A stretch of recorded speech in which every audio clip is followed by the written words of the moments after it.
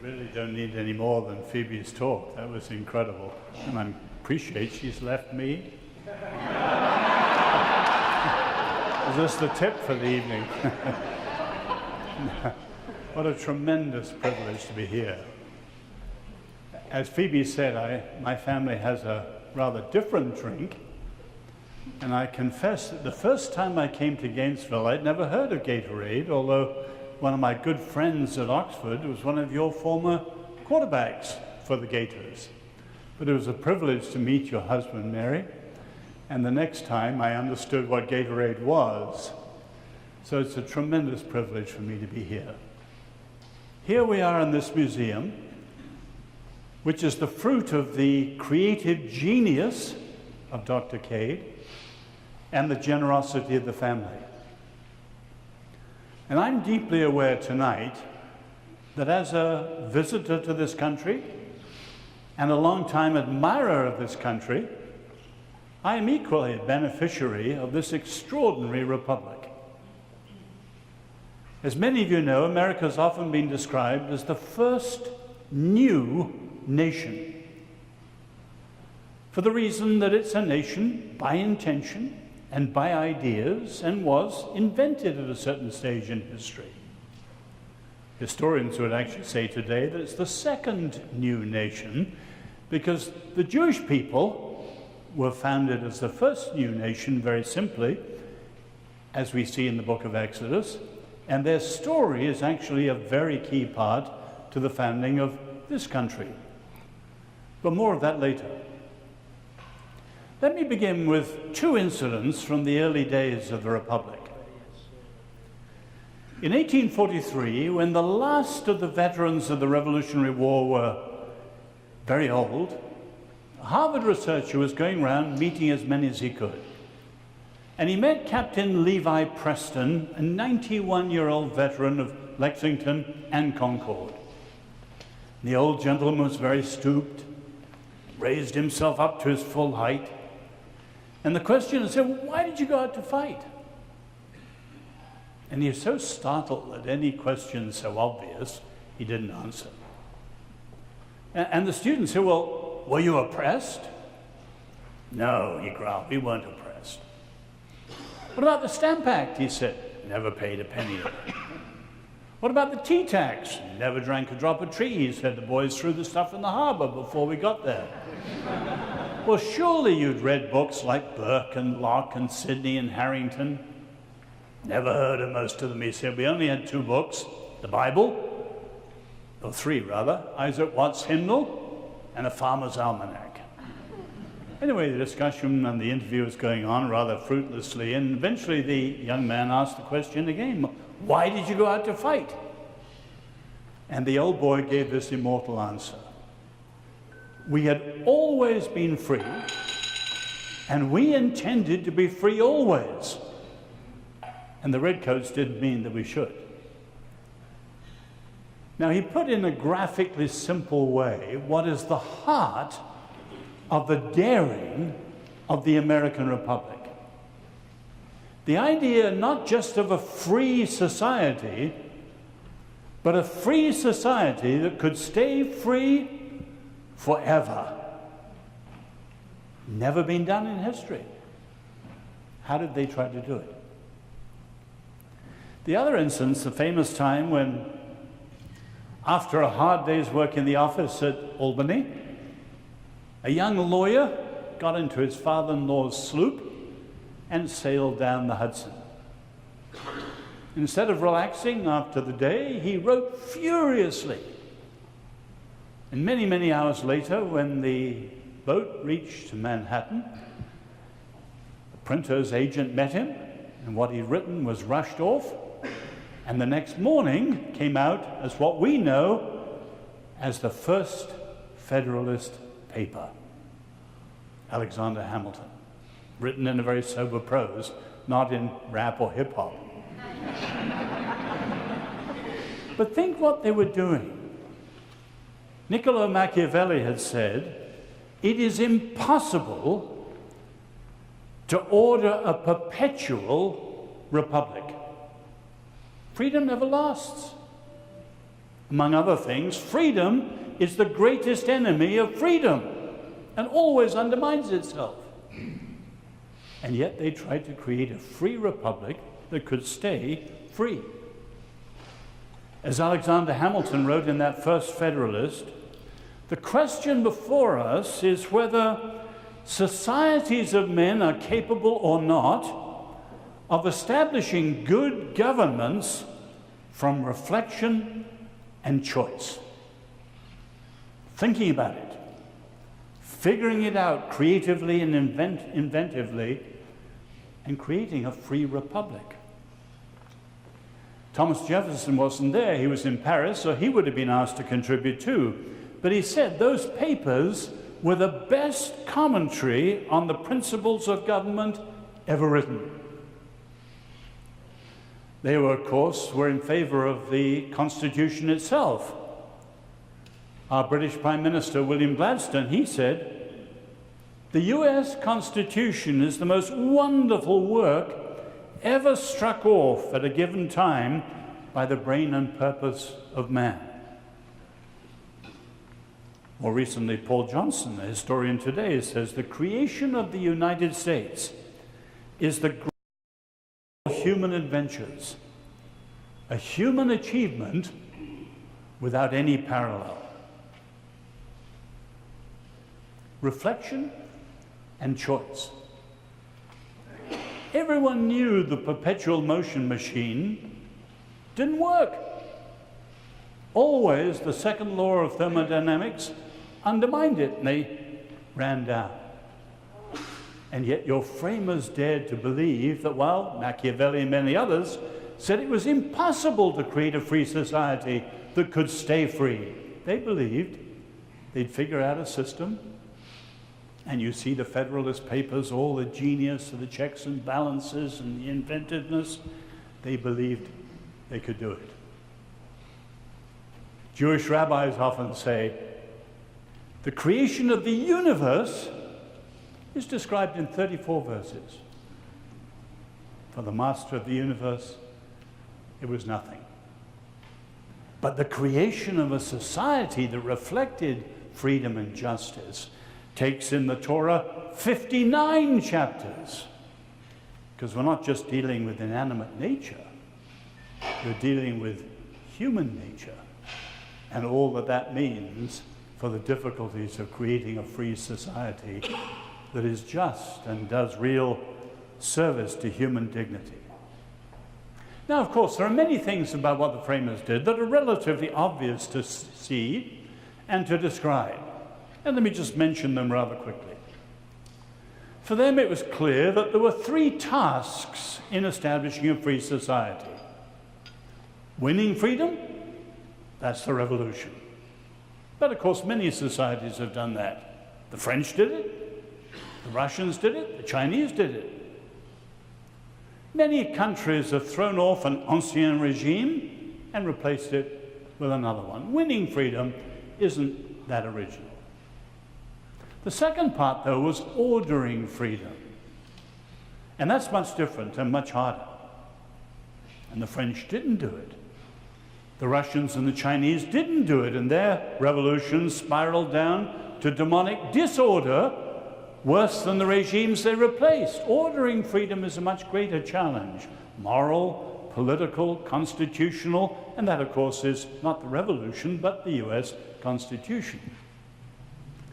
But the framers knew that the really hard part was the third part: winning freedom, ordering freedom, sustaining freedom. Ben Franklin again, a republic, madam, if you can keep it. And they talked a lot about the perpetuation of our institutions. They had an incredible sense of time. You can see the young Abraham Lincoln, 28 years old, talks about the silent artillery of time assaulting the republic, and so on, 50 years after the revolution itself. But those are relatively easy to describe, but of course, the first one is the one everyone celebrates, the most obvious and the most glorious, but in many ways the easiest. And the third one, which is the hardest, Because it's not the work of a year or two, or a decade or two, or even a century or two. It's the work of the running centuries. It's our job today. That, of course, is by far the hardest, sustaining freedom, but it's one that hardly anyone talks about now.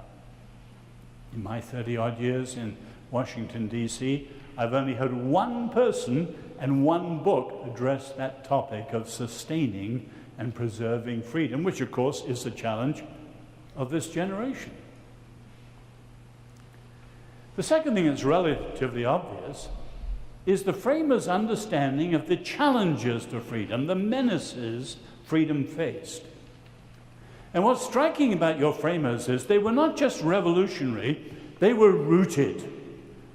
They knew their history. They ransacked the classics: Plato, Aristotle, Cicero, Polybius, to look at every system that had gone before them to see where it was strong, where it was weak, why it had failed, and how they must do something that did not fail, as all the previous systems had failed.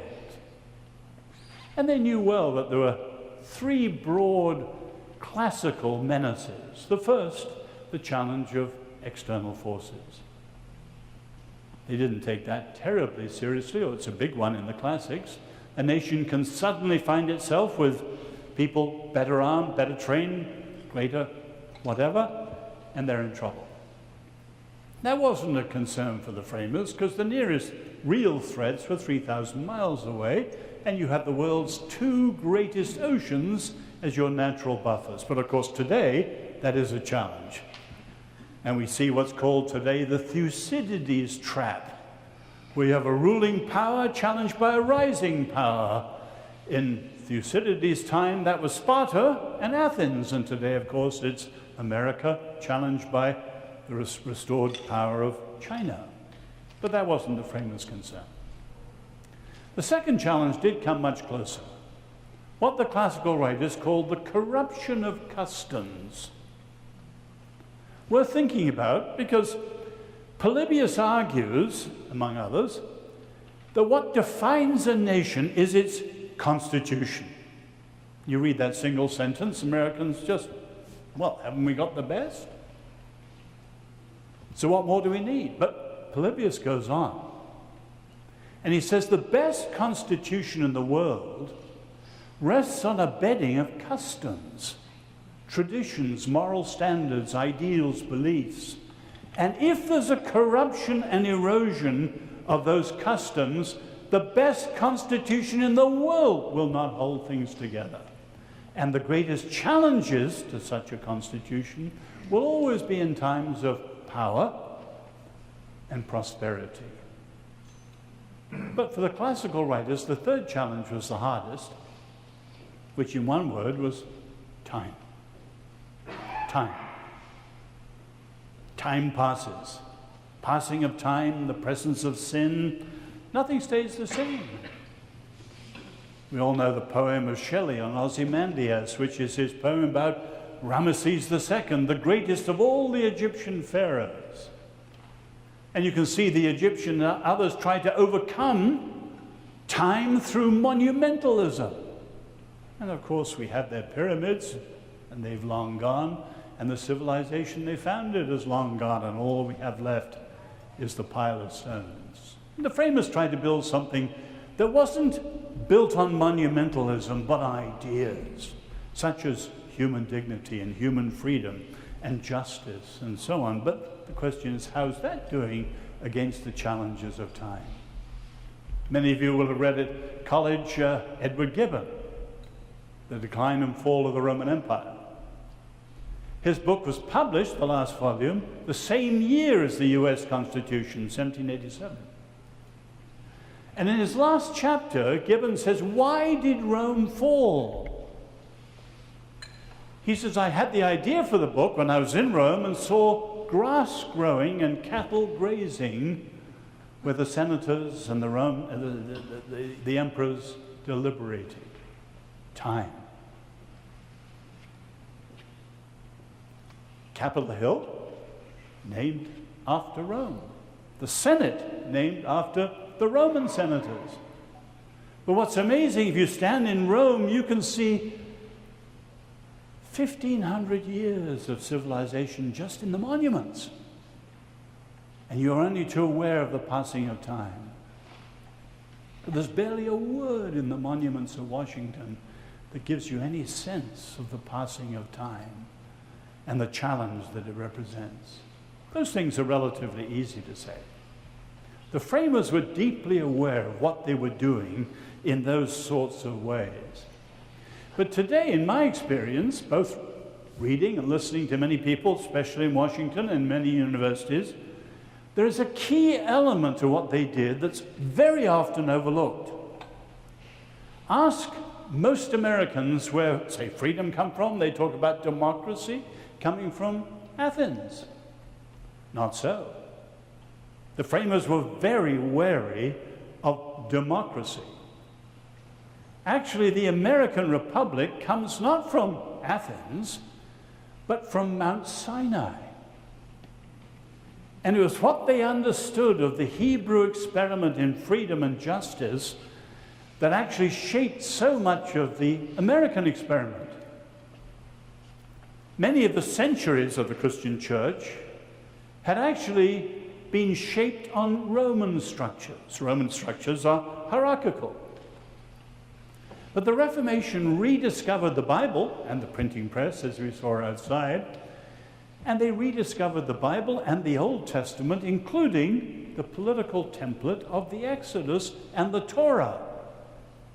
And you can see that Calvin, Zwingli, Knox, Cromwell called it the direct parallel to what they were trying to do in the English Revolution.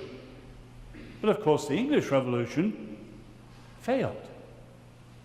It's called the lost cause. But what was the lost cause in England became the winning cause in New England. And the Mayflower Compact was a covenant based on Exodus. John Winthrop's sermon on the Arbella was based on a covenant. And the New England churches brought that covenantalism into New England, into churches, marriages, townships, and eventually the Constitution. As John Adams says, the Constitution of Massachusetts is a covenant. And of course, in the 18th century, it became the US Constitution, which is a form of covenant. And you can see so many things that come directly from the Old Testament in ways that many Americans don't realize today. They don't go back to Athens. They go back to the Torah. For example, just to take the three main ones. The fact that in the Old Testament you have freely chosen consent. 3 times it says when God offers them the covenant, all that the Lord says, we will do. They sign on. The whole people sign on. It's what Princeton Scholar calls an almost democracy. Freely chosen consent. It's the origin of the consent of the governed. Or again, you have in the Torah a voluntary binding commitment. The covenant is not a contract. A contract is legal and narrow and deals with certain narrow interests, where a covenant is much more comprehensive and has that moral dimension of a lifetime pledge. Of course, that's behind the Pledge of Allegiance and so on. But it was the third feature of the Torah and its covenant which was so powerful in New England, which was the reciprocal responsibility of everyone for everyone. As the Jews put it, every Jew responsible for every Jew. As the Three Musketeers put it later, all for one and one for all. And that, of course, is the origin of famous things at the heart of it, like you love your neighbor as yourself. And you look at New England, there was a sense of the commonwealth, the common good. There was a reciprocity about it, a solidarity about it. The fundamental authority was a collective responsibility. And of course, that underlies a whole notion of we, the people. Now, you read the Torah, it's all addressed to you. You might say, you, the people. but they're addressed as a whole, not just as individuals.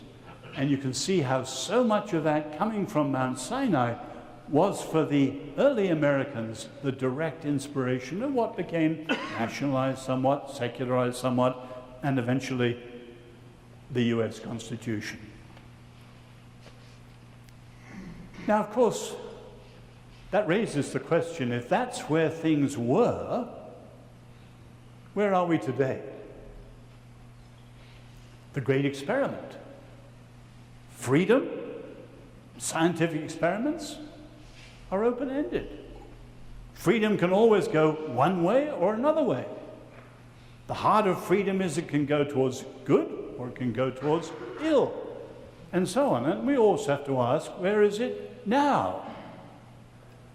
As an outsider, I'm always struck that the State of the Union address very rarely addresses the real State of the Union.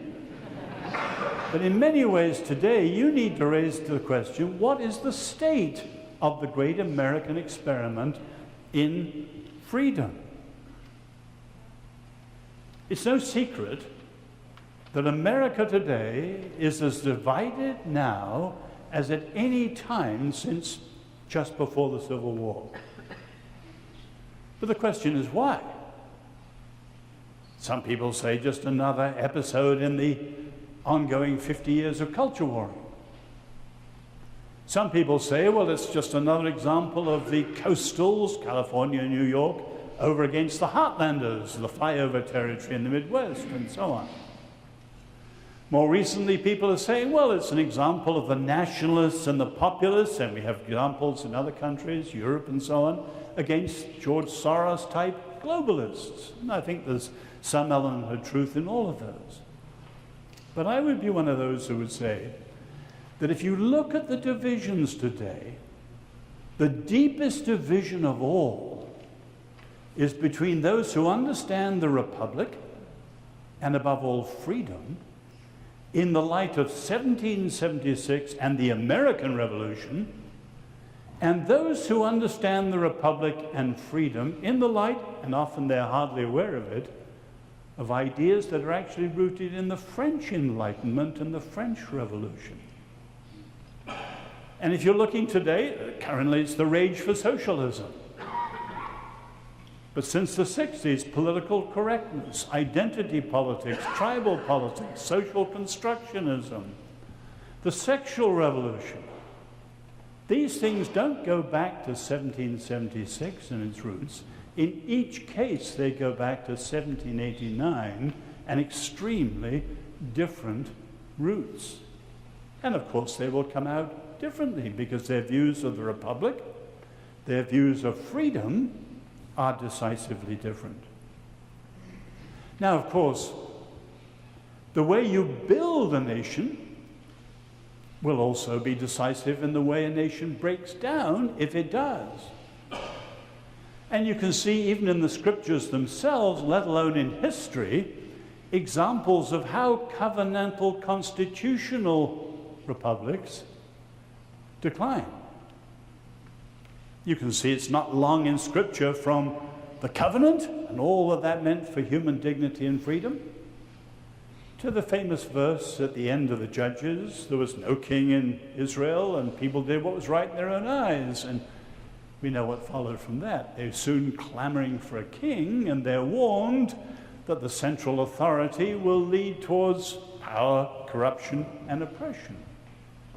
And we know that while King David and King Solomon were glorious, King Solomon ended up, as the Jews put it, as a second Pharaoh.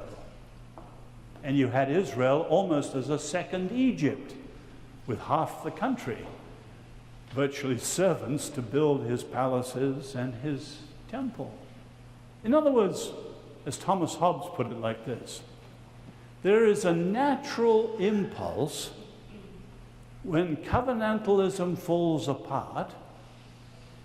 You have the rise of three toxic elements: individualism in a rampant degenerative form, relativism, everyone doing what they think right, individualism, inequalities, and injustices. And when that happens, you have a clamoring for a power to protect ordinary people. And eventually that power, setting out to protect, becomes some new form of Leviathan, and eventually in its turn powerful, oppressive, and corrupt. And the cycle goes on. So make no mistake, there are many forces at work in this country which are very different from 1776 and the American Revolution and its great experiment in freedom. And if some of these ideas prevail, they quite clearly put an end to the American Revolution as the experiment the founders set up. In other words, put it in Roman terms, we are today at a Rubicon moment. You remember in 49 BC, Julius Caesar, who'd been the general in Gaul, was at the edge of the river Rubicon. The Rubicon was the boundary between the provinces and Rome itself. And if he crossed the river, he was marching on Rome with his 13th Legion and instigating civil war. Caesar paused, hesitated for a long while, and eventually crossed the Rubicon.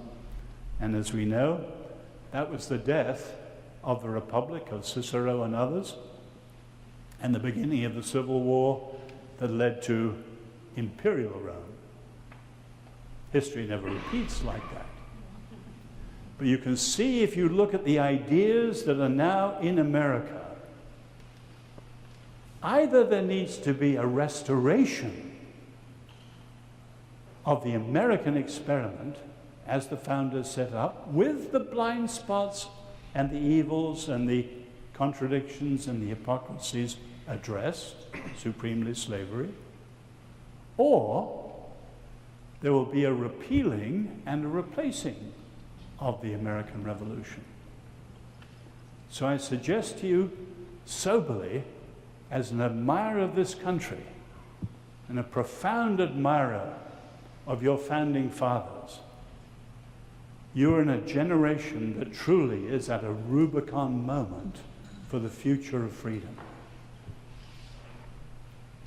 Anyone who looks at history, you know well that this experiment in freedom is rare. America is the longest running public tutorial in the art of political freedom. Athenian democracy lasted no more than 50 years. So were this to fail, and we can see the forms of authoritarianism all around today's world, it would be a tragedy of historic circumstances. And yet there's no need for it. It would be a fall that's profoundly unnecessary. And so this is a time for citizens to appreciate what the framers were doing with their creativity and their inventiveness, and how rare and how fragile and yet how daring and courageous it was to believe that you could create a free society that could stay free forever. Do you believe that? Now is the time for citizens to understand it and to enter into public debate and truly to stand for it. I often say in Washington, I had the privilege of speaking in the Senate twice last year, the difference between 1861, when America was equally deeply divided, and you remember Lincoln saying, "A house divided against itself cannot stand." But in 1861, there was a Lincoln. And he addressed and knew how to address the evils, such as slavery, in the light of what he called the better angels of the American nature. And that's the missing thing today. Hardly anyone's addressing the better angels. People talking about making America great again without asking what really made it great in the first place. But that, I think, is where we can each start. Alexei De Tocqueville, a far, far greater commentator than I am, the greatest of all the foreign commentators on this country. You remember, only here 9 months, and his two tremendous his book, Democracy in America. He knew the French Revolution. He knew the American Revolution. He wasn't an uncritical admirer. He saw many of the flaws we now see working out today. But he was a disappointed lover in his own country's revolution. And towards the end of his life, after a lifetime of comparing the French and the American, and strongly championing the American, as I would, he made this little remark: with a revolution, as with a novel, shifting from scientific experiments to literary ones, with a revolution, as with a novel, the hard part to invent is the ending. We're at a very crucial chapter, if not page. And may our voices and our stands today make a difference in this great experiment in freedom. Thank you.